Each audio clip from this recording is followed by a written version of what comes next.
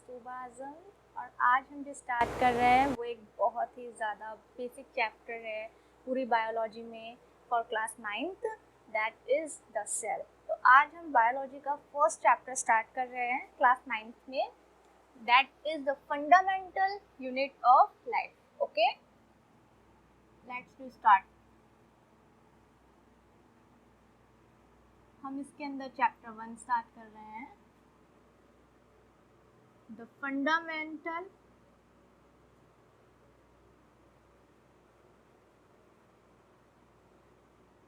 Unit of life. Okay,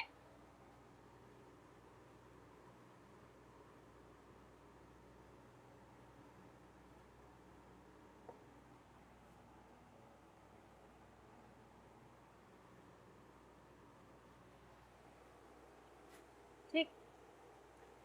ये जो अर्थ है, इस अर्थ पर काफ़ी टाइप के ऑर्गेनिज्म प्रेजेंट हैं जो बहुत ही ज़्यादा देखने में डिफरेंट हैं। उनका डिफरेंट कलर है, डिफरेंट स्ट्रक्चर है, ठीक। और ये ऑर्गेनिज्म है क्या? ये ऑर्गेनिज्म बेसिकली आपके आर्की बैक्टीरिया हैं, यू बैक्टीरिया हैं, प्रोटिस्टा हैं, जिसके अंदर अमीबा, क्लेमाइडोमोनास को इंक्लूड करते हैं, और फंजाई, प्लांट्स, एनिमल्स, ये सभी चीज़ें जो हैं ये सब लिविंग ऑर्गेनिजम्स हैं। और ये लिविंग ऑर्गेनिज्म जो हैं ये बहुत ही माइक्रोस्कोपिक यूनिट से मिलकर बने हुए हैं जिन्हें सेल बोलते हैं।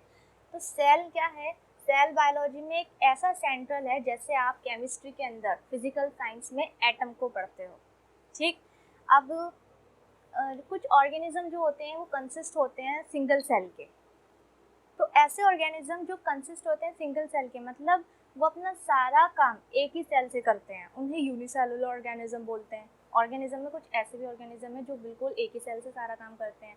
उनका डाइजेशन, उनका रेस्पिरेशन, एक्सक्रीशन, सारा प्रोसेस एक ही सेल से होता है, ठीक है। जैसे बैक्टीरिया है, उसमें दोनों चीज़ें ले लो आप, आर्की बैक्टीरिया और यू बैक्टीरिया। प्रोटोजोआ जैसे अमीबा है, यीस्ट है, ये सब क्या है? यूनिसेलुलर ऑर्गेनिज्म है। मतलब इनका सारा काम जो है, सारा जितना भी प्रोसेस है बॉडी का और जितना भी फंक्शन है उनकी अपने बॉडी में, वो सब एक ही सेल करेगी। अब मोर कॉम्प्लेक्स ऑर्गेनिज्म, मतलब जो कंसिस्ट होते हैं काफ़ी टाइप के सेल से, उन्हें मल्टी सेलुलर ऑर्गेनिज्म बोलते हैं।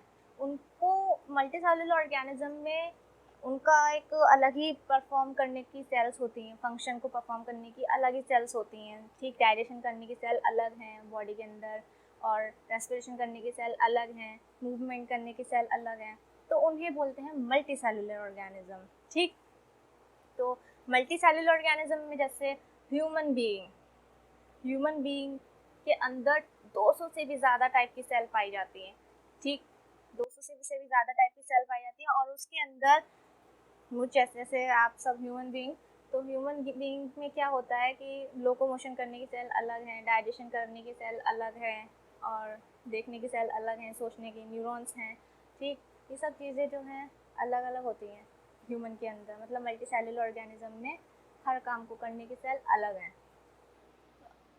तो अभी हम स्टार्ट करते हैं। देखो, ये जो लिविंग ऑर्गेनिज्म है, लिविंग बीइंग किस चीज़ के बने हुए हैं? सेल के बने हुए हैं। हमने अभी लिविंग ऑर्गेनिज्म में क्या देखा? लिविंग ऑर्गेनिज्म बेसिकली क्या है?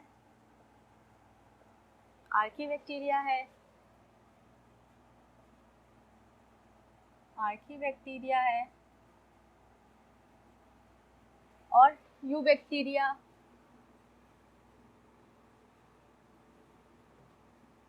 You bacteria, protista,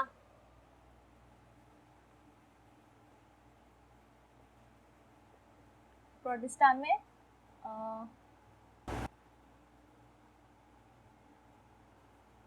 amoeba and Chlamydomonas,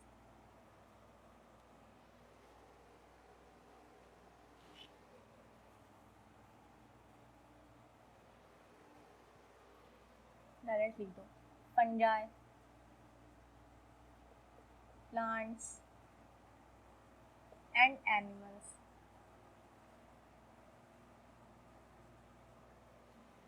और ये लिविंग ऑर्गेनिज्म बहुत ही छोटी यूनिट से मिलकर बने हुए हैं, जिसे बोलते हैं cell.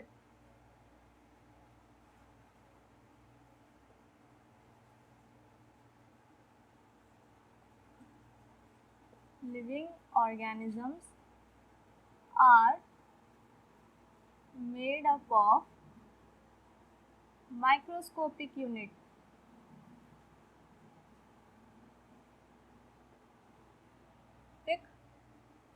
unit called cell. Okay, जो सेल है, अब कोई मैंने अभी आपको एग्जांपल दिया यूनिसेलुलर ऑर्गेनिज्म में अमीबा का। तो अमीबा क्या है, एक सेल ही है, वो अपना सारा काम एक ही सेल से करती है। तो उसका जितना भी फंक्शन है वो वही सेल कराएगी। उसका जितना भी उसकी बॉडी का जो भी स्ट्रक्चर होगा अमीबा का, वो सेल ही तो प्रोवाइड कराएगी।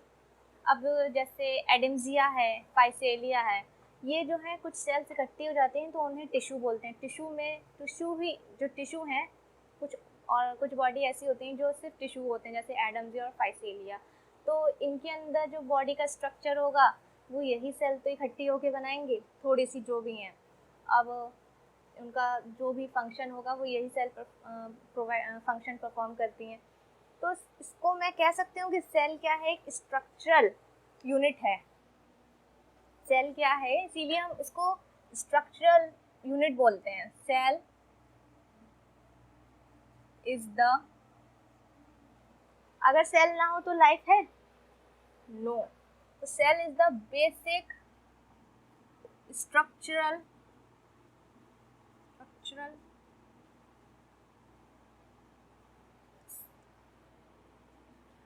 सेल फंक्शन भी प्रोवाइड कराएगी, इसीलिए functional and fundamental unit of our life.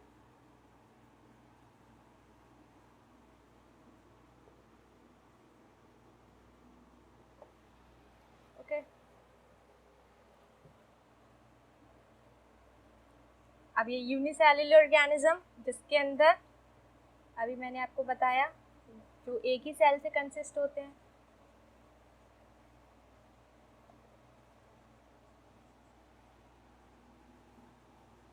organism who consist of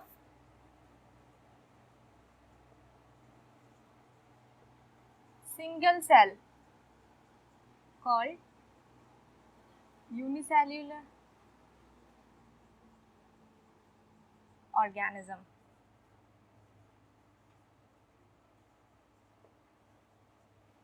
ठीक, जैसे बैक्टीरिया ले लो, ठीक, इसके अंदर मैं आर्की बैक्टीरिया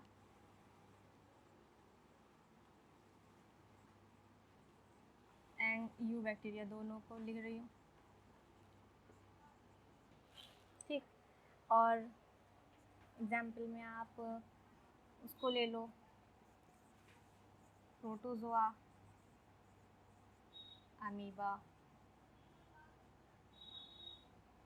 यीस्ट। तो ये सभी यूनिसेल्युलर ऑर्गेनिज्म है, ये कंसिस्ट है सिर्फ एक ही सेल से। अब मल्टी सेलुलर ऑर्गेनिज्म मतलब जो बहुत सारी सेल से मिलकर बने हुए हैं, मल्टी सेल्युलर ऑर्गेनिज्म।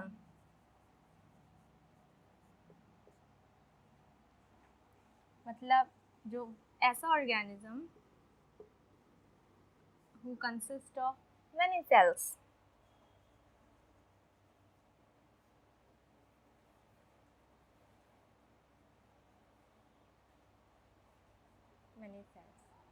ठीक, जिसका फंक्शन जो है एक कोऑर्डिनेटेड मैनर में होता है।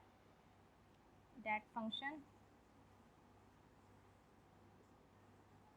इन अ कोऑर्डिनेटेड मैनर।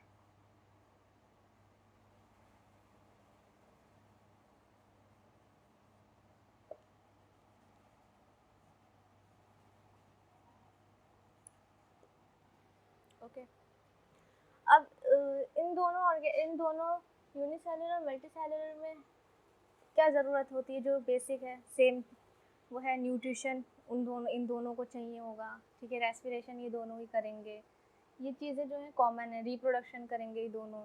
भले ही यूनिसेलुलर ऑर्गेनिज्म में रिप्रोडक्शन मल्टीसेलुलर की तरह ना हो तो, लेकिन इनके अंदर फिजन है रिप्रोडक्शन के लिए। ओके, तो इन दोनों में डिफरेंस क्या है? डिफरेंस देखते हैं इसके अंदर डिफरेंस क्या है इन दोनों में। एक जगह लिखते हैं यूनिसेलुलर,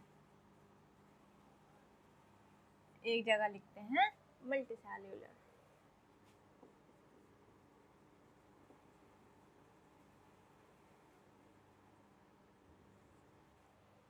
ठीक,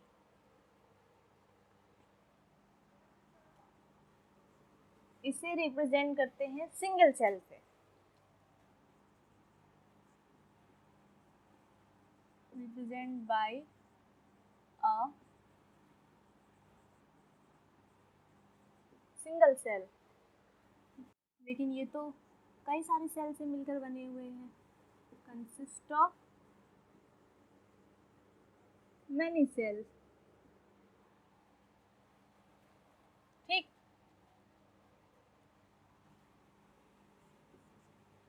यूनिसेलुलर में जितनी भी एक्टिविटीज हैं, all activities perform by a single cell. Alright, और इसके अंदर जो सिंगल सेल है, सिंगल सेल इसके अंदर एक या कुछ ही एक्टिविटीज परफॉर्म कर पाती है सिंगल सेल, क्योंकि उसके पास मल्टी सेलुलर में काफ़ी सारी सेल्स हैं, तो वो जो है लोग अलग अलग काम हैं तो अलग अलग सेल ही परफॉर्म करेंगे। सिंगल सेल परफॉर्म वन और few activities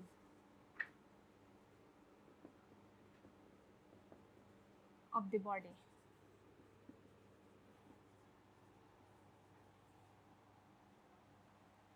ठीक,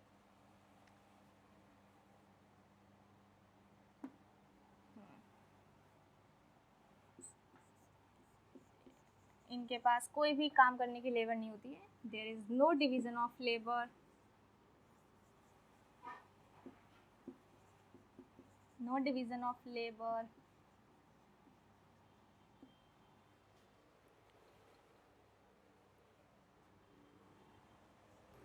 लेकिन इसके अंदर सेल्स जो होती हैं डिफरेंट सेल परफॉर्म करते हैं डिफरेंट फंक्शन।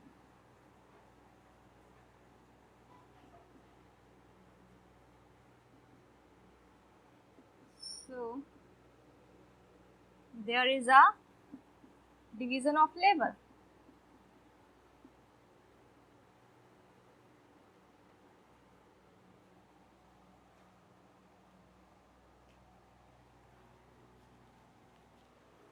यूनिसेलुलर में जो रिप्रोडक्शन होता है वो एक ही सेल से होता है reproduction.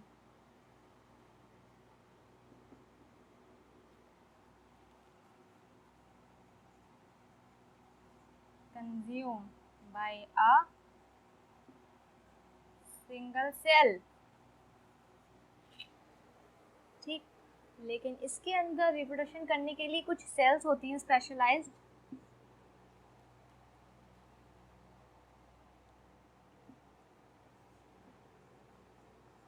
Only some cell,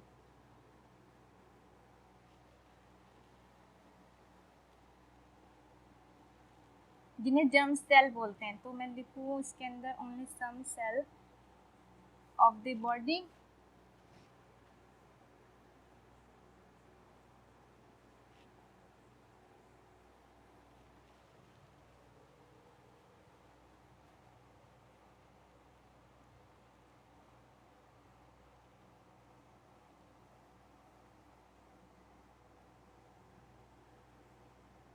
called a germ cell take part of reproduction।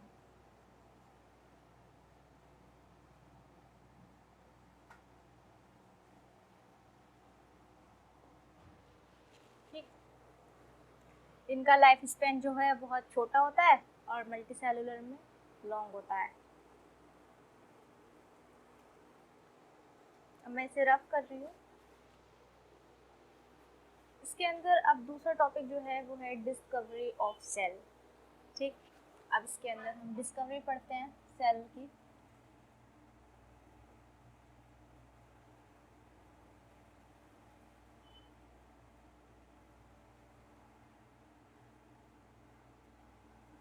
Discovery of cell.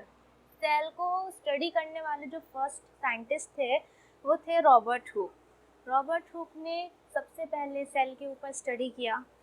ठीक, उन्होंने कॉर्क लिया, कॉर्क को अपने सेल्फ डिज़ाइन माइक्रोस्कोप से देखा तो उन्होंने देखा कि उसके अंदर छोटे छोटे कमरे उन्हें दिखाई दिए, लिटिल रूम, लिटिल कंपार्टमेंट उन्हें दिखाई दिए। वो एक उन्होंने देखा एक हनीकॉम का स्ट्रक्चर लिटिल रूम की तरह, तो उसको उन्होंने बोला कि ये सेल है। ठीक, और ये डिस्कवरी हुई थी 1665 में।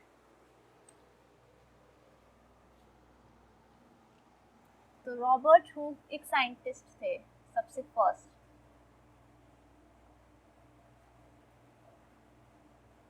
Robert Hooke 1665 saw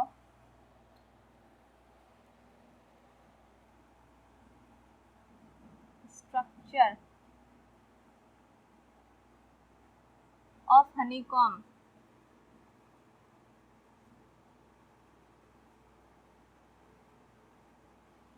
in a cork। ठीक, और ये जो हनीकॉम का स्ट्रक्चर था ये उन्हें कैसा दिख रहा था? ये लिटिल कंपार्टमेंट की तरह दिख रहा था।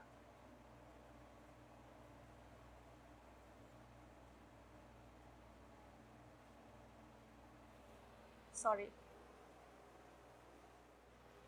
तो सबसे पहले रॉबर्ट हुक ने 1665 में स्ट्रक्चर देखा हनीकॉम का। किसके अंदर? एक कॉर्क के अंदर, जो कंसिस्ट कर रहा था, कंसिस्टिंग ऑफ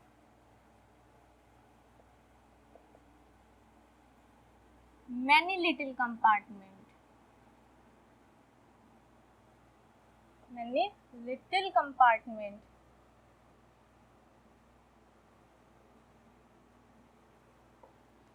और ये जो लिटिल कंपार्टमेंट थे ये क्या थे?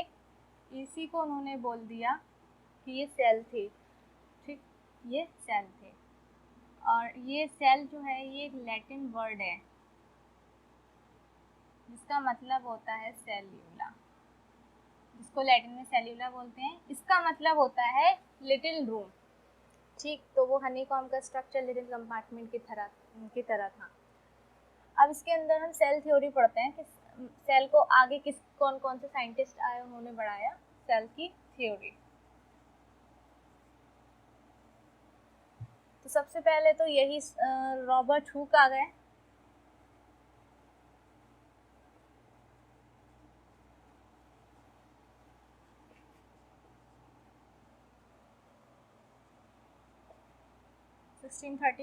To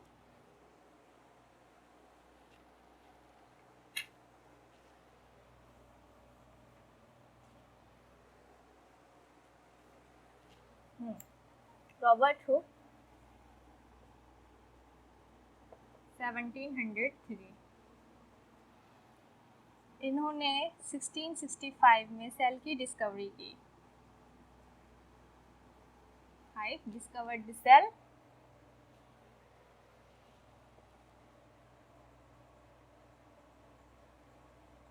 discovered the cell. और उन्होंने एक बुक लिखी इन्होंने एक बुक लिखी थी माइक्रोग्राफिया नाम की। इस बुक के अंदर उन्होंने अपना काम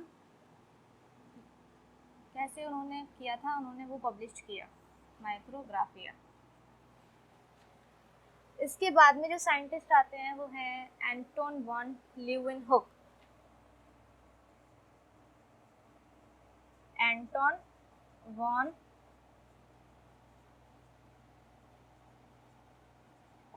लीeuwenhoek।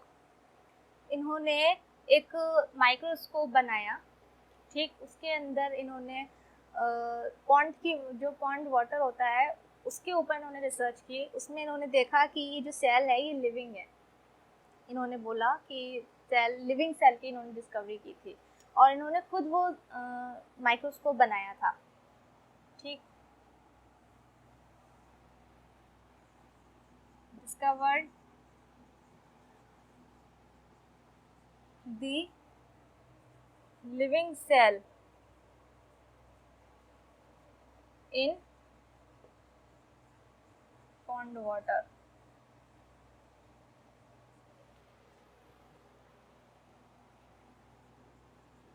Self designed microscope।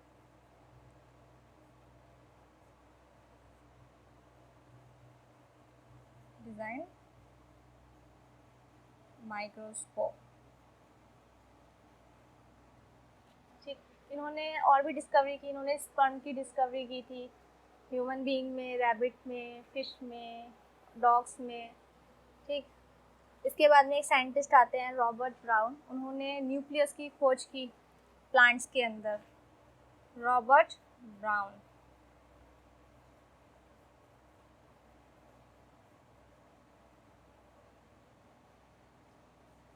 discovered the nucleus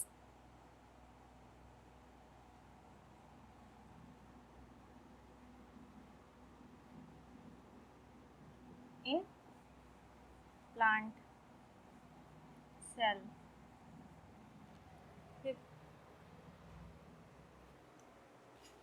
Robert brown के बाद में एक साइंटिस्ट आते हैं J.E. पर्किंजी। J.E. पर्किंजी, इन्होंने टर्म दिया प्रोटोप्लाज्म। ये एक लिविंग फ्लूइड होता है सेल के अंदर। Give the term protoplasm.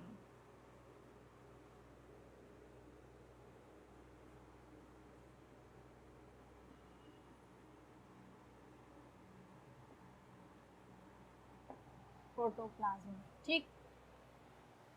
जो सेल थ्योरी है इसको तो रॉबर्ट हुक, एंटन वन ल्यूवेनहुक, रॉबर्ट ब्राउन, इन सब साइंटिस्ट ने तो बढ़ाया, लेकिन जो सेल थ्योरी बेसिकली जो साइंटिस्ट का नाम आता है वो है मैथियास श्लेडेन। मैथियास श्लेडेन, इन्होंने बोला 1838 में कि सारे प्लांट्स कंपोज्ड होते हैं सेल के। मतलब सारे प्लांट्स किसके कंपोज्ड हैं? सेल के। कि जितने भी प्लांट्स हैं, ऑल प्लांट्स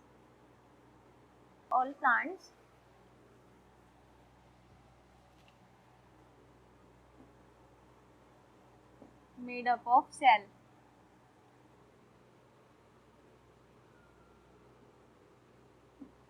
ठीक, 1838 में उन्होंने ये बात बोली। फिर 1839 में एक साइंटिस्ट आते हैं Theodore Shawn.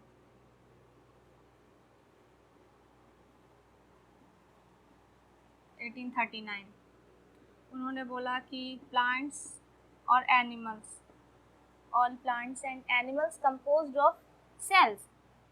all plants and animals composed of cell and product of cells।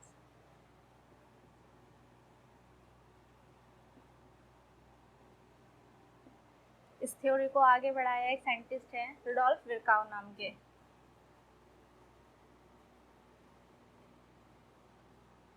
उन्होंने इस सेल थ्योरी को रिफाइंड किया। विर्काउ, इन्होंने बोला कि जो सेल है ये जहाँ से आती है वो प्री एग्जिस्टिंग सेल है। Cell arise from pre-existing cell।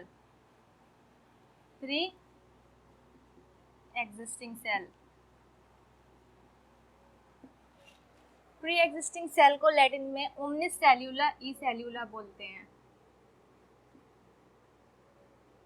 Omnis सेल्यूला ई सेल्यूला, ठीक है।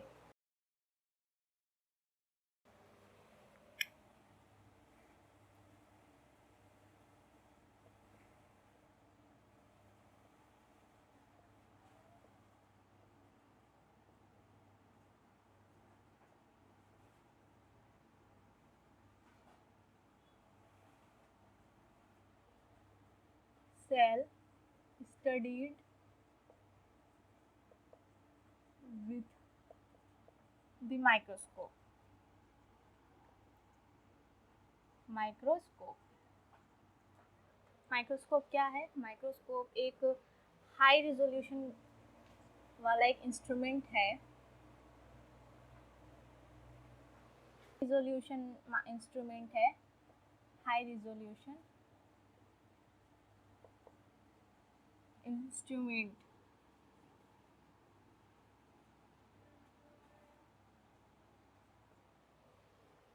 ठीक, used for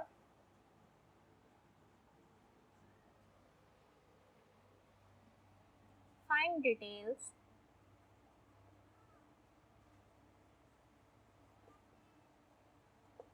of very minute object,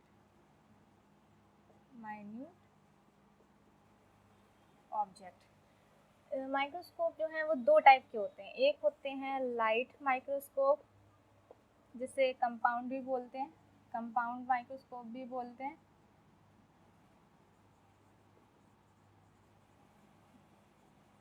एक होते हैं इलेक्ट्रॉन माइक्रोस्कोप, स्कोप, ठीक।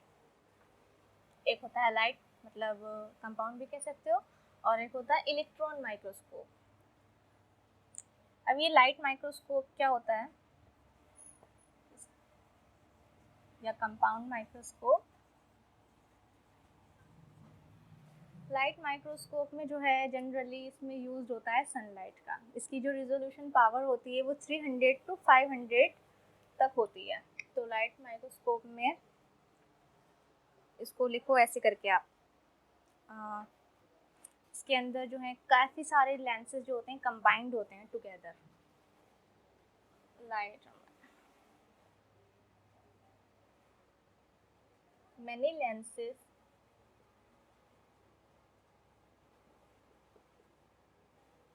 combined together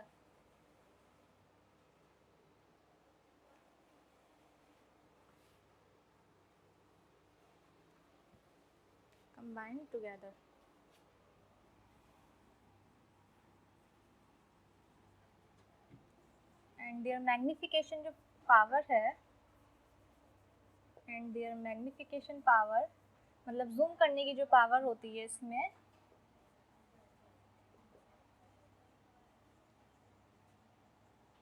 वो 300 to 1500 तक होती है, ठीक। जो इलेक्ट्रॉन माइक्रोस्कोप होता है उसके अंदर 1 लाख to 5 लाख तक होती है, बहुत ज़्यादा होती है।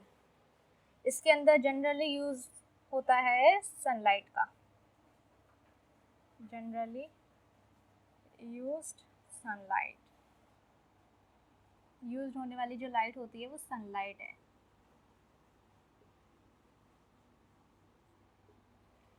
ठीक। अब नेक्स्ट वीडियो में इसके बाद में पढ़ेंगे इलेक्ट्रॉन माइक्रोस्कोप और प्रोकैरियोटिक यूकैरियोटिक और डिवीज़न ऑफ फ्लेवर, सेल का स्ट्रक्चर, ठीक। तब तक के लिए थैंक यू सो मच।